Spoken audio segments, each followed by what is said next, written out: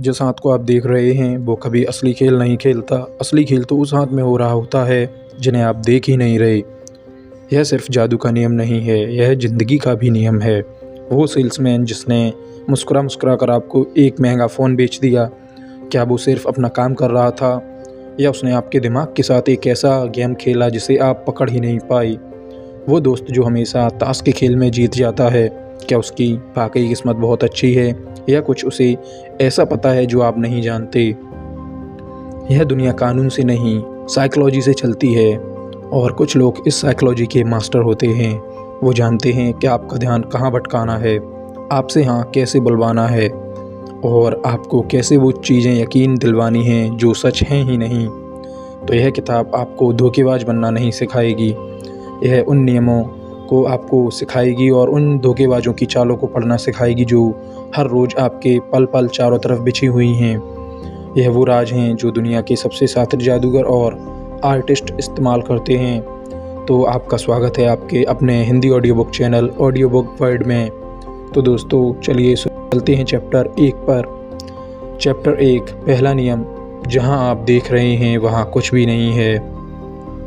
धोखा देने का सबसे बड़ा राज क्या है? ज़्यादातर लोग कहेंगे सफाई या स्पीड, पर वो गलत है।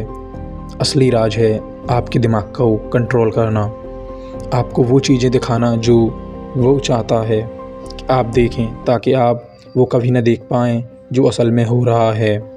एक धोखेबाज कभी आपको सीधे सीधे नहीं फंसाता, वो पहले एक कहानी बनता है, एक ऐसा माहौल बनाता है जिस पर आप यकीन करने लगते हैं।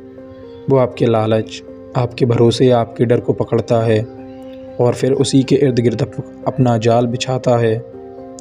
यह एक साइकोलॉजिकल खेल है जहां नियम वो तय करता है। एग्ज़ाम्पल, कभी आपने सड़क पर 3 पत्तों वाला खेल देखा है? एक आदमी 3 पत्ते फेंकता है और आपसे पूछता है रानी कहाँ है। शुरू में वो जानबूझकर आपको एक आध बार जीतने देता है, आपका आत्मविश्वास बढ़ जाता है, आप सोचते हैं ये तो बहुत आसान है। जैसे ही आप बड़ा दाव लगाते हैं खेल बदल जाता है। वो आपसे बातें करने लगता है, कोई और आकर भी देखने लगता है और आपका सारा ध्यान उन पत्तों पर होता है, जबकि असली खेल उसके हाथों की सफाई में हो चुका होता है। सिमोन लोवेल कहते हैं, जिस पल आपको लगता है कि आप सिस्टम को समझ गए हैं, समझ लीजिए आप फंस चुके हैं। उन 3 पत्ते वालों खेल में आपका ध्यान गलत जगह पर था। आप पत्तों को देख रहे थे जबकि आपको उस आदमी को देखना चाहिए था जो कहानी बना रहा था। यह सिर्फ सड़कों पर नहीं होता, यह हर जगह होता है। इसलिए धोखेबाजों से बचने का पहला कदम है हमेशा सवाल पूछना, मुझे क्या दिखाया जा रहा है? और उससे भी ज़रूरी सवाल है, मुझसे क्या छुपाया जा रहा है? चैप्टर 2, भरोसा जीतो, खेल जीतो। एक धोखेबाज का सबसे पहला काम धोखा देना नहीं होता, बल्कि आपका दोस्त बनना होता है। वो आपकी तरह बात करता है, आपकी तरह सोचता है और आपको यकीन दिलाता है कि वो आपकी टीम में है। यह एक साइकोलॉजिकल ट्रिगर है। हम उन पर शक नहीं करते जिन्हें हम पसंद करते हैं। सोचिए, वो आपसे मिलता है और कहता है, अरे आपकी घड़ी तो बिल्कुल मेरे पापा की जैसी है। ये आप भी उसी शहर में से हैं जहाँ से मैं, हाँ शायद मेरे पिताजी भी उसी शहर के थे। ये छोटी छोटी बातें कनेक्शन बनाती हैं। यह बातें भरोसे का एक पुल बनाती हैं और एक धोखेबाज उसी पुल पर चलकर आप तक पहुंचता है। एग्ज़ाम्पल, एक सेल्समैन को एक ऐसी घड़ी बेचनी थी जिसे कोई ख़रीद नहीं रहा था। एक ग्राहक आया तो सेल्समैन ने घड़ी की तारीफ़ नहीं की। उसने ग्राहक के हाथ में एक बैंड देखा और कहा, सर आप रॉकर्स बैंड को सुनते हैं? मैं उनका बहुत बड़ा फ़ैन हूँ। अगले 10 मिनट तक वो म्यूज़िक की बातें करते रहे। अंत में ग्राहक ने घड़ी खुशी खुशी खरीद ली। घड़ी के लिए नहीं, उस क्षण के लिए से उससे बातें की। सिमोन लोवेल कहते हैं, लोग प्रोडक्ट नहीं खरीदते, लोग फीलिंग्स खरीदते हैं। जब कोई आपको पसंद करने लगता है तो उसका दिमाग तर्क से काम करना बंद कर देता है। वो आपकी कमियां नहीं देखता, वो सिर्फ देखता है जो आप उसे दिखाते हैं। भरोसा जीतना एक कला है और जो इस कला को सीख गया उसे फिर किसी हथियार की ज़रूरत नहीं पड़ती। उसका सबसे बड़ा हथियार लोगों का विश्वास ही होता है। चैप्टर 3, कहानी सच्ची लगे तो झूठ भी सच लगता है। इंसान तथ्यों पर ऐसे ही कहानियाँ पर यकीन करता है। एक अच्छी कहानी दिमाग के लॉजिक वाले हिस्से को बाईपास कर देती है और सीधे इमोशन से जुड़ जाती है। धोखेबाज यह बात बहुत अच्छी तरह जानते हैं। वे आपको कभी सूखा साखा झूठ नहीं बताते, वे उसे एक दिलचस्प कहानी में लपेट कर परोसते हैं। वो आपको यह नहीं कहेंगे मुझे पैसे दो मैं डबल कर दूंगा। वो कहेंगे मेरे जानकार को एक सीक्रेट स्कीम पता चली है जिसमें सरकार के कुछ बड़े लोग पैसा लगा रहे हैं। ये बात बाहर नहीं जानी चाहिए, बस इसलिए आपको बता रहा हूँ। अब यह सिर्फ एक झूठ नहीं है, यह एक रोमांचक कहानी है और पैसे की बात आते ही आपका दिमाग उसे पर बहुत ज़्यादा अटेंटिव हो जाता है। एक दोस्त कहने के बजाय कॉलेज का दोस्त राहुल कहना ज़्यादा असरदार है। धोखेबाज अपनी कहानी में इतने छोटे छोटे सच डाल देता है कि पूरा झूठ भी सच लगने लगता है। इसलिए जब भी कोई कहानी बहुत अच्छी लगने लगे, जब वो आपके सारे सपनों को सच करती हुई दिखाई दे, तो एक पल रुक कर सोचिए, कहीं यह कहानी सिर्फ आपको फंसाने के लिए तो नहीं सुनाई जा रही। चैप्टर 4 भीड़ का मनोविज्ञान। अकेले में शायद आप एक अजीब काम करने के बारे में 100 बार सोचेंगे, लेकिन अगर आपके साथ 10 लोग और वही काम कर रहे हैं तो वो काम आपको नॉर्मल लगने लगेगा। इसे सोशल प्रूफ कहते हैं। धोखेबाज अकेले काम नहीं करते, वो इस साइकोलॉजी का इस्तेमाल करने के लिए अपनी एक नकली भीड़ तैयार करते हैं। यह नकली भीड़ उनका अपना ही आदमी होता है जिसे सिल कहते हैं। इसका काम होता है माहौल बनाना। यह वो पहला इंसान होता है जो धोखेबाज की बातों पर यकीन करता है, जो सबसे पहले पैसे लगाता है और जो आपको यकीन दिलाता है कि आप एक बहुत बड़ा मौका गंवा रहे हैं। एग्ज़ाम्पल, एक बाज़ार में एक आदमी आवाज़ लगा रहा था, सिर्फ 100 रुपये में किस्मत का ताला खोलो। कोई उसकी तरफ देख भी नहीं रहा था। तभी भीड़ में से एक आदमी निकला जो उसी का साथी था और बोला, यह लो 100। उसने ताला खोला और चिल्लाने लगा, अरे इसमें तो 500 का नोट निकला है।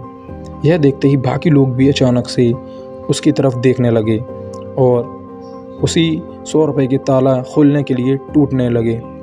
उन्हें लगा कि अगर इसे मिला है तो हमें भी मिल सकता है। सिमोन लोवेल कहते हैं, एक धोखेबाज का सबसे बड़ा हथियार उसका साथी होता है जो भीड़ में आम बनकर बैठा होता है। वो साथी आपके अंदर इंटरेस्टिंग एनर्जी को जगाता है, फिर एकदम गायब हो जाता है। आपको लगता है कि सब कमा रहे हैं, सिर्फ आप ही पीछे रह गए हैं और इसी हड़बड़ी में आप अपना दिमाग इस्तेमाल करना भूल जाते हैं। ये ऑनलाइन बहुत होता है। किसी प्रोडक्ट के नीचे 5 स्टार व्यूज़ की लाइन लगी होती है। आपको लगता है कि इतने सारे लोग गलत तो नहीं हो सकते, पर क्या पता उनमें से आधे रिव्यू नकली हों, सिर्फ आपको ख़रीदने के लिए, उकसाने के लिए। इसलिए अगली बार जब कोई चीज़ सिर्फ इसलिए अच्छी लगे क्योंकि सब उसे ख़रीद रहे हैं, तो याद रखिएगा, भीड़ों की चाल चलना आसान है पर असर वहाँ नहीं होता, पर अक्सर वह चाल कसाई की दुकान में ही ख़त्म होती है। चैप्टर 5 पहले दो फिर लो। अगर मैं आपसे सीधे सीधे 1000 मांगूं तो आप शायद मना कर देंगे, लेकिन मैं अगर आपको पहले 100 रुपये का गिफ्ट दूं, बर्थडे गिफ्ट, तो आप एक मनोवैज्ञानिक दबाव आ जाता है। आपको लगता है कि आपको भी बदले में कुछ करना चाहिए। धोखेबाज इसी रेसिपी का इस्तेमाल करते हैं। वो पहले आपको कुछ मुफ्त में देते हैं, एक छोटी सी जीत, एक मुफ्त सलाह या कोई छोटा फ़ायदा।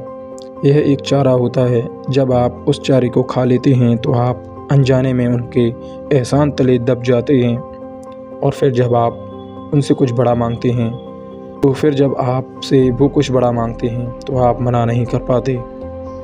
एग्ज़ाम्पल, ताश के खेल में एक नया खिलाड़ी आया। एक पुराने खिलाड़ी ने उसे जानबूझकर शुरू के 2-3 गेम जीतने दिए। नया खिलाड़ी खुश हो गया और उसे लगा कि वो बहुत अच्छा खिलाड़ी है, वो जीत रहा है, उसे कुछ बड़े दाव खेलने चाहिए। फिर उसका आत्मविश्वास बढ़ गया और जैसे ही उसने बड़ी दाव पर बड़ी रकम लगाई, पुराने खिलाड़ी ने अपना असली खेल दिखाया और सब कुछ जीत लिया। यह सिर्फ खेल में नहीं होता। शेयर मार्केट में आपको फ्री टिप्स मिलती हैं। शुरू के 2 टिप्स काम कर जाती हैं, आप थोड़ा पैसा कमा लेते हैं। अब आपको फ्री टिप्स के लिए टिप देने वाले भगवान जैसे पर भरोसा हो जाता है। तीसरी बार जब वो कहता है एक बहुत बड़ी टिप है, घर बेचकर पैसा लगा दो, और वहीं पर सारा खेल ख़त्म हो जाता है। याद रखिए, इस दुनिया में कुछ भी मुफ्त नहीं है। अगर आपको बिना मांगे कोई कुछ दे रहा है तो वह या तो संत है या एक बहुत शातिर शिकारी, और दुनिया में संतों की गिनती बहुत कम है।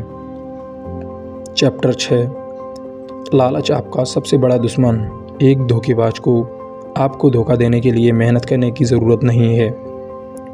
उसे बस आपके अंदर सो रहे उस लालची इंसान को जगाना होता है। जब तक इंसान के मन में लालच आ जाता है तो उसकी सोचने समझने की शक्ति धुंधली पड़ जाती है। उसे सिर्फ फ़ायदा दिखता है, रिस्क नहीं। रातों रात अमीर बन जाओ, 1 महीने में पैसा डबल, ये स्कीम सिर्फ आपके लिए हैं। ये सारी बातें हमारे दिमाग में उस हिस्से पर हमला करती हैं जो क्विक रिजल्ट्स चाहता है। धोखेबाज आपको आपकी मेहनत का फल नहीं बल्कि आपकी किस्मत का जैकपॉट बेचते हैं। एग्ज़ाम्पल, एक आदमी के पास ईमेल आया, बधाई हो, आपने 1 करोड़ की लॉटरी जीती है। वो जानता था कि उसमें कोई लॉटरी टिकट नहीं खरीदा, पर 1 करोड़ का लालच इतना बड़ा था कि उसका दिमाग यह बात मानना ही नहीं चाहता था कि ईमेल में लिखा पैसे क्लेम करने के लिए बस 10,000 की प्रोसेसिंग फ़ीस जमा करे। उसने तुरंत पैसे भेज दिए। वो पैसा और ईमेल फिर कभी वापस नहीं आए। सिमोन लोवेल कहते हैं, अगर कोई डील सच होने के लिए बहुत ज़्यादा अच्छी लग रही है तो वो सच नहीं है। यह एक सिंपल नियम है, पर लालच हमें यह नियम भूलने पर मजबूर कर देता है। हम उस 1% चांस पर दाव लगा देते हैं कि शायद यह सच हो। आपका लालच ही धोखेबाज लोगों का सबसे बड़ा टूल है। वह आपको धोखा नहीं देता, आप खुद अपने लालच के हाथों धोखा खाते हैं। इसलिए जब भी कोई ऑप्शन दे आपको कि आप ये शॉर्टकट यूज़ करें, यहाँ से आपको सफलता बहुत जल्द मिल जाएगी, तो यह सोच लीजिए कि वो रास्ता सिर्फ बर्बादी की ओर जाता है। चैप्टर 7, यह आपका आइडिया था, मेरा नहीं। किसी से ज़बरदस्ती कोई काम करवाना बहुत मुश्किल है, लेकिन अगर आप उसे यह चीज़ मनवा लें कि आइडिया उसी का है जबकि आपका नहीं, तो वो उस काम को खुशी खुशी करेगा। इसे इंसेप्शन या आर्ट ऑफ सुजेस्टियन कहते हैं। एक मास्टर मैनिपुलेटर कभी आपको सीधे सीधे आदेश नहीं देता। वो आपसे सवाल पूछता है, वो आपको ऑप्शन देता है और वो आपको धीरे धीरे उस दिशा में ले जाता है जहां वो चाहता है। आपको लगता है कि फ़ैसला आप ले रहे हैं, लेकिन असल में आप वही चुन रहे होते हैं जो पहले ही वो तय कर चुका है। एग्ज़ाम्पल, एक पिता अपने बेटे को डॉक्टर बनाना चाहता था, पर बेटा नहीं मानता था। पिता ने ज़बरदस्ती नहीं की। उन्होंने घर में मेडिकल, जनरल और डॉक्टरों की सफलता की कहानियाँ रखना शुरू कर दी। जब भी कोई मेहमान आता तो वो किसी सफल डॉक्टर रिश्तेदार का जिक्र करते। धीरे धीरे बेटे को लगने लगा कि डॉक्टर बनना एक बहुत अच्छा करियर है। एक दिन उसने खुद कहा, पापा, मैंने सोचा है कि मैं डॉक्टर बनूंगा। यह टेक्निक कॉरपोरेट वर्ल्ड में बहुत इस्तेमाल होती है। आपका बॉस आपको सीधे सीधे एक्स्ट्रा काम करने के लिए नहीं कहेगा। वो कहेगा, हमारे पास एक बहुत इम्पोर्टेंट प्रोजेक्ट है, मुझे नहीं लगता टीम आप में से बेहतर कोई इसे कर सकता है, पर आपके पास तो पहले से ही बहुत काम है। अब आप उसे खुद कहेंगे, नहीं सर, मैं करूँगा। उसने आपको काम दिया और आपको अच्छा भी महसूस करवाया। किसी को कंट्रोल करने का सबसे अच्छा तरीका है उसे यह महसूस करवाना कि वो कंट्रोल में है। जब आपको लगता है कि आइडिया आपका है तो आप उस पर शक नहीं करते, आप उसे बचाने के लिए पूरी जान लगा देते हैं। इसलिए अपने विचारों पर ध्यान दें, खासकर उन विचारों पर जो अचानक से आते हैं। पूछिए, ये आइडिया मेरे दिमाग में आया कहाँ से? क्या यह वाकई मेरा है या किसी और ने इसे वहाँ बोया है? चैप्टर 8, जब कोई आपका भविष्य बताता है, क्या आपने कभी सोचा है कि ज्योतिषी या माइंड रीडर इतनी सटीक बातें कैसे बता देते हैं? क्या उनके पास कोई जादुई शक्ति होती है? नहीं, उनके पास एक कला होती है जिसे कार्ड रीडिंग कहते हैं। यह बिना कुछ जाने आपके बारे में सब कुछ जानने का नाटक करने की कला। वे हमेशा ऐसी बातें करते हैं जो ज़्यादातर लोगों पर लागू होती हैं। जैसे आप बाहर से मजबूत दिखते हैं पर अंदर से बहुत भावुक हैं। यह आपके जीवन में पैसे को लेकर कोई चिंता चल रही है। यह बातें इतनी आम हैं कि हर किसी को लगता है, अरे ये तो मेरी ही बात हो रही है। इन्हें वर्नम स्टेटमेंट कहा जाता है। एग्ज़ाम्पल, एक लड़की एक ज्योतिषी के पास गई। ज्योतिषी ने कहा, मैं देख सकता हूँ कि आपके किसी बहुत करीबी ने आपको धोखा दिया है। यह सुनकर लड़की रोने लगी। हाँ, मेरे बॉयफ्रेंड ने मुझे चीट किया। असल में ज़िंदगी में कभी न कभी कभार हर किसी के साथ ऐसा धोखा मिलता ही है। ज्योतिषी ने सिर्फ एक तीर चलाया था जो निशाने पर लगा। अब लड़की को यकीन हो गया कि वो सच में भविष्य देख सकता है। कोल्ड रीडर्स आपके कपड़ों, आपकी बॉडी लैंग्वेज और आपकी बातों को बहुत ध्यान से देखते हैं। अगर आप थके हुए लग रहे हैं तो वो कहेंगे कि आप पर काम का बहुत बोझ है। अगर आपने कोई महंगी चीज़ पहनी है तो वो कहेंगे आप सफलता चाहते हैं पर आपको उनकी कीमत चुकानी पड़ रही है। वो आपको दिए हुए छोटे छोटे सुरागों से अपनी कहानी बुनते हैं। तो अगली बार जब कोई आपका हाथ देखकर आपका भविष्य बताने की कोशिश करे तो याद रखिएगा, वो आपका भविष्य नहीं बल्कि आपके इंसान होने की साइकोलॉजी को पढ़ रहा है। और वो पढ़ना कोई जादू नहीं, सिर्फ थोड़ी सी प्रैक्टिस का खेल है। चैप्टर 9, 3 कटोरियाँ और एक पत्थर सेल। सेल गेम या 3 कटोरियाँ वाला खेल दुनिया के सबसे पुराने घोटालों में से एक है। यह इतना सरल दिखता है पर फिर भी लोग इसमें हज़ारों रुपए हार जाते हैं। क्यों? क्योंकि उन्हें लगता है कि यह नज़र का खेल है, जबकि असल में यह नज़र का खेल नहीं, ध्यान भटकाने का खेल है। खेल का नियम बहुत आसान है। एक ऑपरेटर 3 कटोरियों के नीचे एक छोटा सा पत्थर छुपाता है, उन्हें आपस में मिलाता है और आपसे पूछता है कि पत्थर किसके नीचे है। आपकी आंखें बाँझ की तरह उस कटोरी पर होती हैं जिसके नीचे पत्थर था। आप 100% श्योर होते हैं, पर जब कटोरी उठती है तो पत्थर वहाँ नहीं होता। एग्जाम्पल, एक टूरिस्ट ने यह खेल खेला और सोचा मैं इनसे ज़्यादा चालाक हूँ। उसने ध्यान से देखा। ऑपरेटर ने जानबूझकर बहुत धीरे धीरे कटोरियाँ घुमाईं। टूरिस्ट को साफ दिख रहा था कि पत्थर बीच वाली कटोरी के नीचे है। तभी ऑपरेटर का एक साथी जो भीड़ में ही था बोला, अरे साइड वाली पर लगाओ, मैंने देखा है। टूरिस्ट कंफ्यूज हो गया, उसे लगा शायद मैं गलत देखा। उसने साइड वाली कटोरी पर पैसे लगा दिए और हार गया। इस खेल में राज क्या है? राज यह है कि पत्थर किसी भी कटोरी के नीचे नहीं होता। जब ऑपरेटर कटोरियाँ घुमा रहा होता है वह बड़ी सफाई से पत्थर को अपनी हथेली में छुपा लेता है। इसे स्लीट ऑफ हैंड कहते हैं। आपकी आंखें कटोरी पर होती हैं और उसका हाथ अपना काम कर चुका होता है। वो पत्थर को सिर्फ उस कटोरी के नीचे रखता है जिसे आप नहीं चुनते। यह खेल हमें एक बेहद बड़ा सबक सिखाता है। ज़िंदगी में भी धोखेबाज हमारा ध्यान उसी चीज़ पर केंद्रित करवाते हैं जो मायने ही नहीं रखती। हम बहस करते रहते हैं, लड़ते रहते हैं और पर्दे के पीछे असली खेल कुछ और ही चल रहा होता है। वो चाहता है कि आप कटोरियों को देखें जबकि आपको उनके हाथों को देखने की ज़रूरत है। इसलिए जो दिखाया जा रहा है उस पर कभी यकीन मत करो। हमेशा उस हाथ को देखने की कोशिश करो जो छिपा हुआ है। धोखा वहीं होता है जहां आपकी नज़र नहीं होती। चैप्टर 10, मैं इस फील्ड का एक्सपर्ट हूं। अगर एक साधारण आदमी आपको कोई दवाई खाने को कहे तो आप नहीं खाएंगे, लेकिन अगर वही आदमी एक सफ़ेद कोट और गले में एक स्टेथोस्कोप डालकर वही बात कहे तो आप उस पर तुरंत यकीन कर लेंगे। क्यों? क्योंकि वह एक्सपर्ट जैसा दिखता है। धोखेबाज अथॉरिटी के इस सिद्धांत का भरपूर फ़ायदा उठाते हैं। उन्हें उस विषय के बारे में कुछ पता हो या ना हो, वो ऐसे बात करेंगे जैसे उन्होंने उसी विषय को बनाया है। वो मुश्किल शब्दों का इस्तेमाल करेंगे, आंकड़े बताएंगे, बड़ी बड़ी कंपनियों का नाम लेंगे। यह सिर्फ सब आपको यह दिखाने के लिए होता है कि वो इस काम के स्पेशलिस्ट हैं। आप सवाल करना बंद कर देते हैं। एग्जाम्पल, एक आदमी ने एक नकली वेबसाइट बनाई, the institute of financial studies. उसने खुद को उस इंस्टीट्यूट का सीनियर एनालिस्ट घोषित कर दिया। वो लोगों को फ़ोन करके इन्वेस्टमेंट की सलाह देता। जब लोग उससे यह सवाल करते तो वो कहता, देखिए मैं पिछले 15 साल से यही कर रहा हूँ। हमारे इंस्टीट्यूट ने हज़ारों लोगों को करोड़पति बनाया है। उसके आत्मविश्वास और उस नकली टाइटल को देखकर लोग उस पर पैसा लगा देते थे। सिमोन लेवेल कहते हैं, एक अच्छी टाई और आत्मविश्वास किसी भी डिग्री से ज़्यादा शक्तिशाली हो सकते हैं। लोग आपकी असलियत नहीं देखते, वो आपकी प्रस्तुति देखते हैं। अगर आप एक एक्सपर्ट की तरह दिखते हैं और बोलते हैं तो दुनिया आपको एक्सपर्ट मान लेती है। इससे बेचने का तरीका क्या है? हमेशा वेरीफाई फिर ट्रस्ट के नियम का पालन करें। किसी के कहने पर यकीन ना करें। उसकी क्वालिफ़िकेशन, उसकी हिस्ट्री, उसके दावों को खुद चेक करें। याद रखिए, असली एक्सपर्ट कभी दिखावा नहीं करता, और जिसे दिखावा करना पड़े वो कभी असली एक्सपर्ट नहीं होता। चैप्टर 11 ऑफ़र सिर्फ आज के लिए है।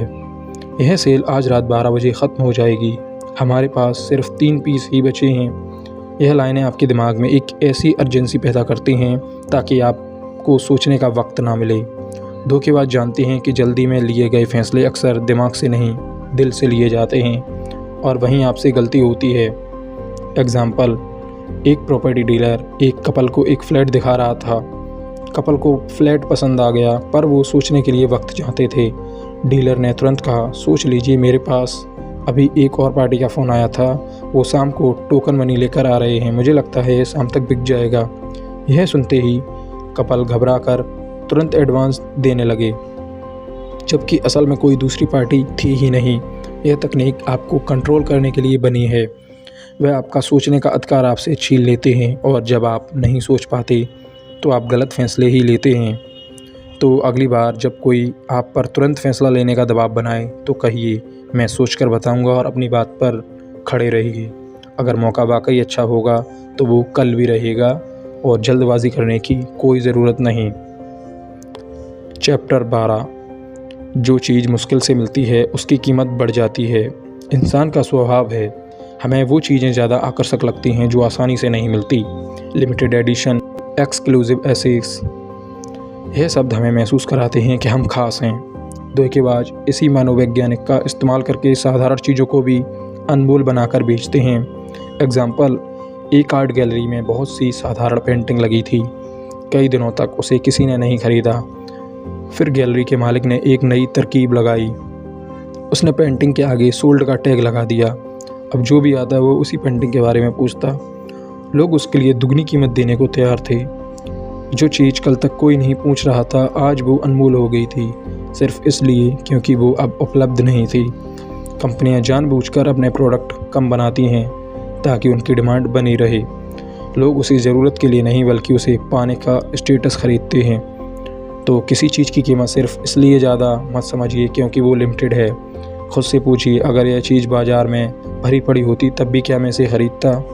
यह एक सवाल आपको बहुत सारे गलत फैसलों से बचा सकता है। चैप्टर 13 आप वही देखते हैं जो आप देखना चाहते हैं। इंसान का दिमाग सबूत नहीं ढूंढता, वो अपनी धारणाओं की पुष्टि ढूंढता है।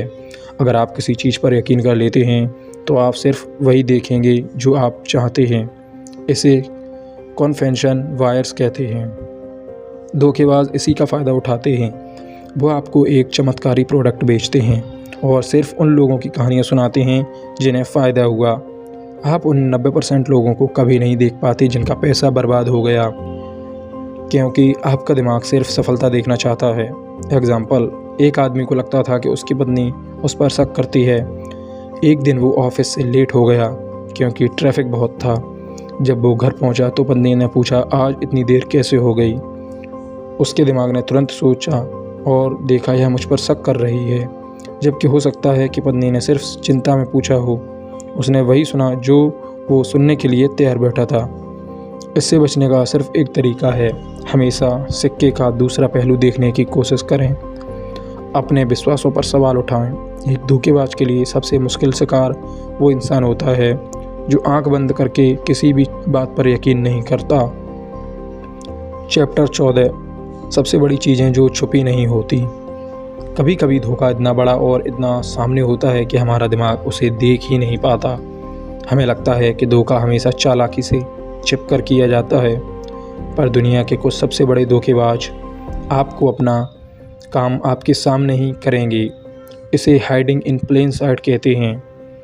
जब कोई झूठ बहुत बड़े पैमाने पर और पूरे आत्मविश्वास से बोला जाता है तो वो सच लगने लगता है। लोगों को लगता है कि अगर यह झूठ होता तो कोई इतने खुलेआम कैसे बोल सकता है। हम छोटी छोटियाँ गलतियाँ तो पकड़ते हैं, पर जब कोई सिस्टम ही गलत हो तो हम उसे किस्मत मानकर स्वीकार कर लेते हैं। एग्ज़ाम्पल, चार्ल्स पोंजी, जिसके नाम पर एक पोंजी स्कीम का नाम पड़ा। उसने कई रॉकेट साइंस नहीं की थी। उसने लोगों से कहा, मुझे पैसा दो, मैं तुम्हें 45 दिनों में 50% रिटर्न दूंगा। यह सुनने में ही नामुमकिन लगता था, पर उसने यह बात इतने आत्मविश्वास से कही और शुरू में कुछ लोगों को पैसे लौटाए भी। नए निवेशकों के पैसे से कई लोगों की लाइन लग गई। धोखा सबके सामने था पर कोई उसे देख नहीं पाया। ये हमारे साथ रोज़ होता है। कुछ कंपनियां अपने प्रोडक्ट में साफ साफ ऐसी शर्तें लिखती हैं जो ग्राहक के खिलाफ होती हैं, पर वो इतने बड़े अक्षरों में और इतने छोटे अक्षरों में होती हैं कि कोई उन्हें पढ़ता ही नहीं। धोखा आपकी आंखों के ठीक सामने है पर वह छुपा हुआ है। इसलिए कभी भी किसी चीज़ को सिर्फ इसलिए नज़रअंदाज ना करें क्योंकि वह बहुत स्पष्ट दिख रही है। हमेशा बुनियादी सवाल पूछें, यह सिस्टम काम कैसे करता है, इसका पैसा आ कहाँ से रहा है। कभी कभी सबसे बड़े राज सबसे खुली जगहों पर ही छुपे होते हैं। चैप्टर 15, सड़क पर मिला पैसों का बैग, पिजन ड्रॉप। एक क्लासिक कौन है जो आपके लालच और भरोसे पर काम करता है। इसकी शुरुआत होती है जब सड़क पर एक अजनबी को पैसों से भरा बैग मिलता है और वह इसे आपके साथ बांटना चाहता है। फिर उसका एक साथी आता है जो वकील या बैंकर होने का नाटक करता है और आपको यकीन दिलाता है कि सब कुछ लीगल है। एग्जाम्पल के लिए, रिटायर्ड आदमी को सड़क पर दो लोग मिले। एक ने कहा, देखो पैसों से भरा बैग मिला है। दूसरे ने, जो वकील बना हुआ था, कहा, इसमें हम तीनों बांट सकते हैं, पर पहले ने अपनी ईमानदारी का सबूत देना होगा। आप अपने अकाउंट से बस 100 रुपये निकाल कर ले आइए। जैसे ही वो रिटायर्ड आदमी पैसे लेकर आया, वो दोनों उसका पैसा छीन कर भाग गए। यह घोटाला कैसे काम करता है? पहला धोखेबाज आपके अंदर लालच जगाता है, दूसरा भरोसेमंद बनकर आता है। वे एक ऐसी स्थिति बनाते हैं जहां आप खुद अपनी मेहनत की कमाई उनके हाथों में रख देते हैं, यह सोचकर के बदले में आपको कुछ बहुत ज़्यादा मिलने वाला है। यह हमें सिखाता है कि जब भी कोई चीज़ आसानी से और मुफ्त में मिलती हुई दिखे तो वो एक जाल भी हो सकता है। असली दुनिया में सड़क पर पैसों से भरे बैग नहीं मिलते। जो इंसान लालच नहीं करता उसे कोई नहीं फंसा सकता। चैप्टर 16, जब आप अपनी आँखों पर यकीन नहीं करते। एक धोखेबाज का अंतिम लक्ष्य क्या है? आपसे पैसे लेना नहीं, उसका अंतिम लक्ष्य है आपके दिमाग पर इतना कंट्रोल कर लेना कि आप अपनी समझ पर ही शक करने लगें। आप अपनी आँखों से कुछ देखते हैं पर वो आपको यकीन दिला देता है कि आपने जो देखा वो गलत था। इस मनोवैज्ञानिक हेरफेर को गैस लाइटिंग कहते हैं। यह शब्द कहाँ से आया? यह 1944 में एक फिल्म गैस लाइट से आया, जिसमें एक पति अपनी पत्नी को पागल साबित करने के लिए घर की गैस लाइट को रोज़ थोड़ा थोड़ा धीमा करता है।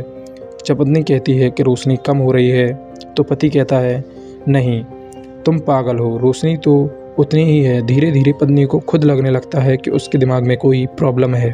एग्जाम्पल, एक ऑफिस में एक बॉस हमेशा अपने कर्मचारी के काम में छोटी छोटी गलतियां निकालकर उसे सबके सामने डांटता था। एक दिन कर्मचारी ने परफेक्ट रिपोर्ट बनाई। बॉस ने उस रिपोर्ट का एक पेज चुपके से फाड़ दिया और मीटिंग में चिल्लाया, तुम इतने लापरवाह कैसे हो सकते हो, इसमें तो एक पेज गायब है। कर्मचारी को पता था कि उसने पेज लगाया था, पर बॉस के आत्मविश्वास को देखकर वो खुद को दोषी मानने लगा। गैस लाइटिंग रिश्तों में, ऑफिस में और यहाँ तक कि राजनीति में भी होती है। इसका मकसद आपको कमज़ोर करना है, आपको इतना कंफ्यूज कर देना कि अब आप सही और गलत का फैसला ही ना कर पाएँ। और जब आप कमज़ोर हो जाते हैं तो आपको कंट्रोल करना बहुत ज़्यादा आसान हो जाता है। इसे बचने का तरीका है अपनी सच्चाई पर टिके रहना, चाहे आपके सामने 2 लोग या 3 लोग ही उस बात को आपसे मनवाने के लिए क्यों न कह रहे हों। याद रखिए, अगर आप अपनी बात पर अड़े रहेंगे तो सच्चाई छुप नहीं सकती, चाहे आपके अगेंस्ट 10 लोग खड़े क्यों ना हो जाएं। अपनी याददाश्त और अपनी समझ पर भरोसा करना सीखिए, क्योंकि एक धोखेबाज सबसे पहले उसी पर हमला करता है। चैप्टर 17, खेल ख़त्म, पैसा हज़म। एक सफल धोखे का अंत क्या होता है? सिर्फ पैसा लेकर भाग जाना नहीं, बल्कि इस तरह गायब हो जाना कि आप उसे कभी ढूंढ ही ना पाएँ। एक अच्छा धोखेबाज हमेशा एक गेट अवे प्लान के साथ काम करता है। वो अपने पीछे कोई सुराग नहीं छोड़ता, ना नाम, ना पता, ना कोई पहचान। वो हमेशा नकली नामों और पहचानों का इस्तेमाल करते हैं। वो आपसे कभी अपने असली घर या ऑफिस में नहीं मिलेंगे। वो हमेशा पब्लिक प्लेस जैसे कैफ़े या होटल में मिलेंगे। उनकी सारी कहानियाँ पहले से तैयार होती हैं। मैं इस शहर में नया हूँ, मैं बस कुछ दिनों के लिए ही आया हूँ, ताकि जब वो गायब हों तो आपके पास उन्हें ढूंढने का कोई ज़रिया ही ना हो। वो कभी था ही नहीं, डिजिटल दुनिया में धोखेबाजों के लिए गायब होना और भी आसान हो गया है। वो नकली प्रोफाइल बनाते हैं, वर्चुअल नंबर इस्तेमाल करते हैं और पैसा क्रिप्टो करेंसी में लेते हैं, जिसे ट्रेस करना लगभग नामुमकिन है। वह एक डिजिटल भूत की तरह होते हैं, जो होते तो हैं लेकिन अपना काम करते ही हवा में गायब। इसलिए किसी भी इंसान या कंपनी के साथ डील करने से पहले उसकी पहचान में वेरीफाई करना बहुत ज़्यादा ज़रूरी है। क्या उसका कोई स्थायी पता है या वो कोई रजिस्टर्ड फर्म है? उसकी ऑनलाइन हिस्ट्री क्या है? अगर कोई अपनी पहचान को लेकर बहुत ज़्यादा सीक्रेट है तो यह एक बहुत बड़ा रेड फ्लैग है। ईमानदार आदमी को अपनी पहचान छिपाने की ज़रूरत नहीं पड़ती। चैप्टर 18, जब पत्ते आपके हाथ में नहीं होते। ताश के खेल में जीतना किस्मत की बात है। यह बात सिर्फ लोग मानते हैं जिन्हें धोखेबाजी नहीं आती। एक माहिर खिलाड़ी किस्मत के भरोसे नहीं बैठता, वह अपनी किस्मत खुद बनाता है और इसके लिए वो उन तरीक़ों का इस्तेमाल करता है जिन्हें आम आँखें कभी नहीं पकड़ पाती। ताश में धोखा सिर्फ हाथों की सफाई नहीं, यह एक पूरी साइंस है। पत्तों को इस तरह फेंटना, शफल करना कि ज़रूरी पत्ते ऊपर ही रहें। डेक के नीचे से पत्ता निकालना, बॉटम डीलिंग या पत्तों पर ऐसे निशान बनाना जिन्हें सिर्फ वही देख सकते हैं। मार्क्स कार्ड, यह सब इतनी सफाई से किया जाता है कि आपको लगता है खेल पूरी ईमानदारी से हो रहा है। लेकिन दोस्तों, जहां आप उनके गेम में फंसते चले जाते हैं पर आपको लगता है कि अरे आप तो असली खिलाड़ी हैं, आपको कोई कैसे फंसा सकता है। लेकिन यहाँ पर वो इतनी सफाई से उन चीज़ों को देखते हैं जहाँ पर आप कभी देखने की नहीं सोचते और इस तरह वो आपको अपने जाल में फंसा लेते हैं और आप हार जाते हैं। यह सिर्फ ताश के खेल की बात नहीं है। ज़िंदगी में कई बार हमें लगता है कि हमें बराबर मौके मिल रहे हैं, पर हो सकता है कि किसी ने पहले से ही पूरा खेल अपने हिसाब से सेट कर रखा हो। सिस्टम को इस तरह बनाया गया होता है कि कुछ लोग हमेशा जीतते हैं और बाकी लोग हमेशा हारते हैं। इसलिए यह ज़रूरी जानना है कि सिस्टम कैसे काम करता है। सिर्फ अपने पत्तों पर ध्यान मत दो, यह भी देखो कि सामने वाला पत्ते कैसे फेंट रहा है। कभी कभी खेल शुरू होने से पहले ही ख़त्म हो चुका होता है। तो दोस्तों, अब आप इन सभी चीज़ों को जान चुके होंगे और मैं यकीन करता हूँ कि आपने अगर ये ऑडियो बुक पूरी सुनी है तो आपको उन सभी जालों की चालें पता चल गई होंगी जो आपके आसपास होती रहती हैं। तो कमेंट में यस लिखें और अपने आप से ये वादा करें कि अब आप किसी भी बात पर आंख मूंद कर भरोसा नहीं करेंगे। हमेशा खुद के दिमाग का इस्तेमाल करेंगे और अपने आप से सवाल करेंगे, क्या मैं इस बात का सच जानता हूँ या नहीं। अगर आप उन बातों का सच नहीं जानते तो इसका पूरा प्रयास करें कि आप उनकी गहराई तक जाएं और उन सभी बातों को समझें, क्योंकि हमेशा भीड़ सही नहीं होती और हमेशा एक व्यक्ति आपको सही बात नहीं बता सकता। तो यह खुद से वादा करें कि अब आप इस धोखेबाज दुनिया को समझने के लिए तैयार हैं। तो दोस्तों, आपका धन्यवाद ऑडियो बुक वर्ल्ड का साथ देने के लिए और मैं आपसे यही उम्मीद करता हूं कि अगर आप इस चैनल पर नए हैं तो वीडियो को लाइक करें और चैनल को सब्सक्राइब ज़रूर करें। धन्यवाद।